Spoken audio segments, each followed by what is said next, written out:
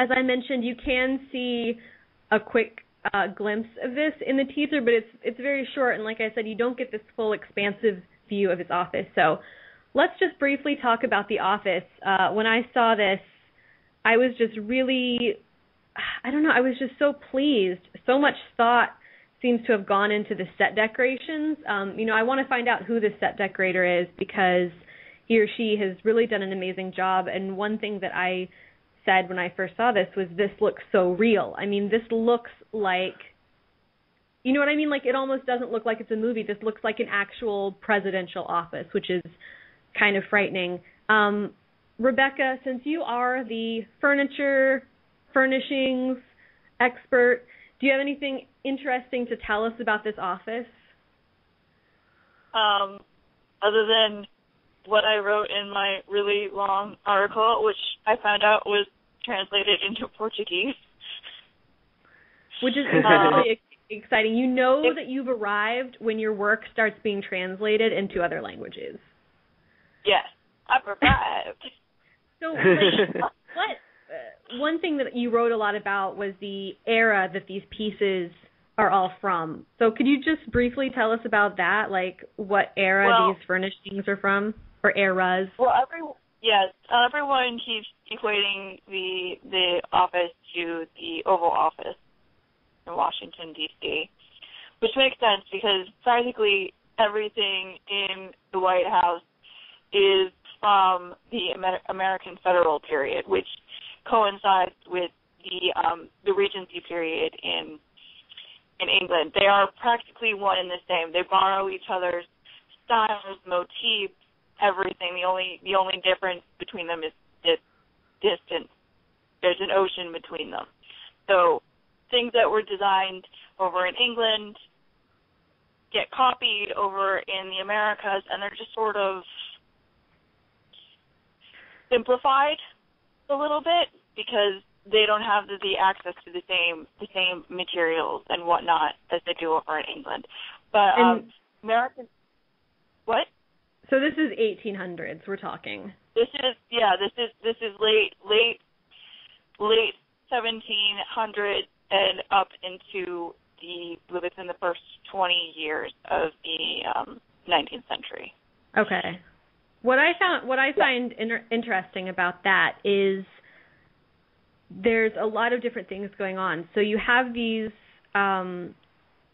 furniture pieces and paintings and things that are from the 1700s and the 1800s in a very, very futuristic setting. So, you have these pieces, but then you have like these crazy projectors that just project an image into the air. And then you have the whole like kind of ancient Roman element that's thrown in with a lot of the exterior construction that we've seen. And so there's just a lot of stuff going on, which I find interesting. And all the ancient Roman things. Everyone has a Roman name. Yeah. It's very interesting.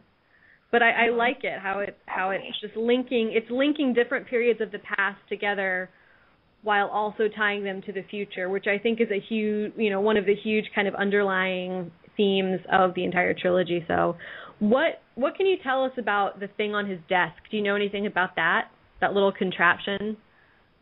What thing on his desk? Help me out. Just the little thing, the spinny thing, the atom that looks kind of like an atom or something. I thought it was a globe. Or a globe. What is that? It's one of those things that spins. It looks like an old-fashioned like solar system globe thing that it's just a decoration, or maybe it's symbolic for him believing that he owns the world. It looks to me like President Snow just kind of like took a trip to Brookstones or one of these places. And So he's like, oh, that would look really nice on my desk. I'm a little weirded out by the urns on each end of the desk. Like that just sort of, or is it like he's obsessed with death? Well, one of those urns has Seneca Crane's ashes. Shut up. Adam, I was going to say, he keeps the remains of his enemies close. This is really disturbing. This is take dark turns. What's Snow's office, of course, is disturbing. In the middle, there's a tray with two other vessels. What are those? Are those more urns? I don't know. They're not urns, and they're not inkwells. They're probably filled with what? They're probably filled with candy. Yes, or blood. I don't. Poison. Yeah. It's like maybe it's just like salt and pepper shakers. I don't think he has salt and pepper shakers. Oh. You never know. Incense. Rose smelling incense. It's potpourri. Yes. Potpourri. Yeah, you guys are potpourri. You guys are spot on in that high. But it looks like he has a humidor on his desk. So maybe it's biscotti that's in there. I doubt that. Just something to munch on while you're waiting. I don't know. I'm telling you, after you've swallowed that much poison, you got to be careful about your salt and sugar intake. So probably neither of those things. And Rebekah, you mentioned a humidor on his desk, and a humidor is it's a box, I think, for holding cigars usually. It is. It's for holding cigars. So, do we think that is the box that the quarter quell, like the quarter quell info sheet? I don't know what to call it, but the card that says, what the 75th Hunger Games theme is that what's inside that box? I'm hoping it just holds cigars, but if you want to think that it holds the secret to 75th Games, go ahead. Well, we saw that set photo with that little boy, right? And wasn't the little boy carrying a box like this, the little boy in the white suit?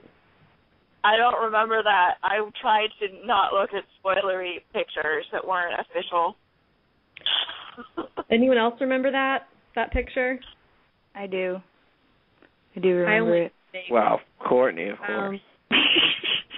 There's really nothing else much of note. Like Adam said, it's like he just kind of went to Brookstone or went, I disagree. There is stuff in there that says a lot, but I wrote about it in my article, which I'll link to in a bit. Please tweet that.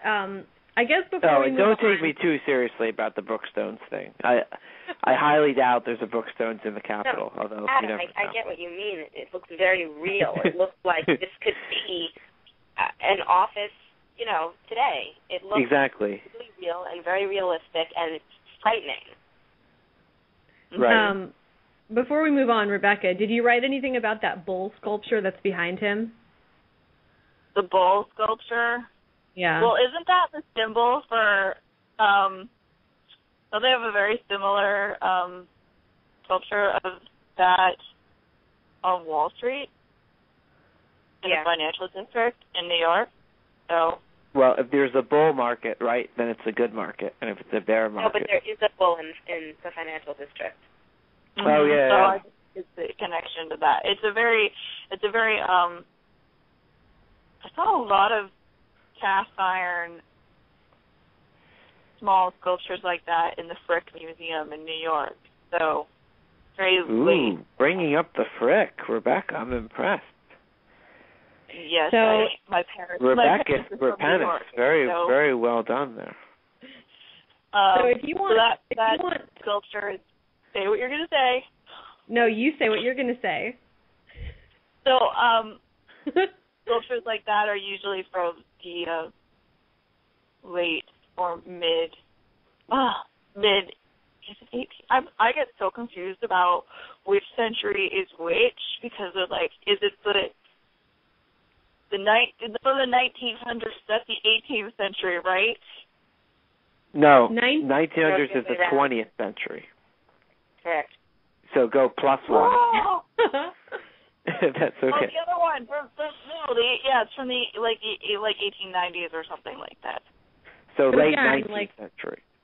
Another element from the 1800s. That's really interesting. So if you are listening and you want to learn even more about all the stuff in President Snow's office, like the bird illustration behind Plutarch, for example, or the painting on the wall behind Snow, we retweeted Rebekah's article at Victor's Village. So go read that. The last thing that I just want to mention, and this is something that we've talked about a lot, just not on the show, just in our real lives. President Snow stole Cinna's chair, and I just think that's really, I don't know, I don't like it.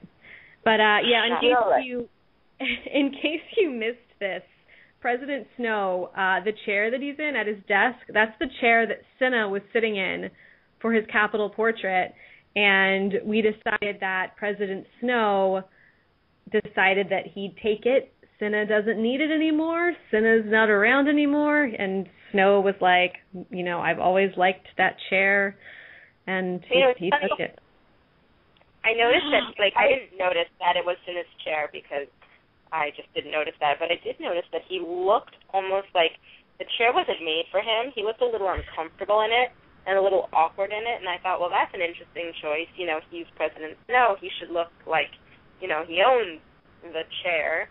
But maybe it's because it wasn't meant for him. It's someone else's chair. Now that you mentioned that, I'm looking at it again, and Snow looks so tiny in the chair. Right. It's almost like not this chair. How tall is Donald Sutherland? Could it be, I thought Ariel? He was really tall. Could it be the silver chair from the Chronicles of Narnia? Oh. I don't think that he killed Cinna. I don't think that President Snow killed Cinna because Cinna was making trouble. I think he just wanted that chair. Yeah. I'm telling you, that's okay. Donald Sutherland is apparently 6'4". How? I don't understand. That chair must be massive. Wait. That's not possible. He is. He's really tall. Possible. Wait, so then how is Kiefer Sutherland 5'6"? Maybe.